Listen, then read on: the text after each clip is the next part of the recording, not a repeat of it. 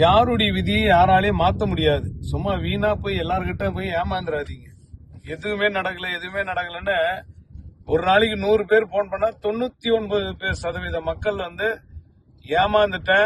ஏமாத்திட்டான், phone எடுக்க மாட்டேன்றான், சுவிட்ச் of பண்ணிடுறான் அப்படின்னு சாமியார்கள் மீது அதிகப்படியான கம்ப்ளைண்ட் வருது. யாருடைய விதியும் யாராலையும் மாற்ற முடியாது. இறைவனை தவிர யாருக்குமே சக்தி கிடையாது. நாளைக்கு என்ன நடக்க போகுதுன்னு. ஒரிஜினல் சாமியாரு 3 நாள்ல மாத்திரம் 4 நாள்ல மாத்திரம்னா முதல்ல என்னுடைய ஆதார் கார்டு நம்பர் என்ன சொல்லுங்க ஏன்னோம். அதுல திருன்னு முழிப்பானுங்க. அதுதான் அதுக்கு உண்டான விஷயங்கள். நான் இப்ப காலைல டிஃபன் என்ன சாப்பிட்டேன்னு கேளுங்க, தெரியாது. நாளைக்கு என்ன நடக்க போகுதுன்னே தெரியாது. நமக்கு எப்ப யூரின் கூட நமக்கு தெரியாது. அதனால யாரையும் நம்பி போய் ஏமாறாதீங்க. இது விழிப்புணர்வுக்காக போடப்படக்கூடிய பதிவு.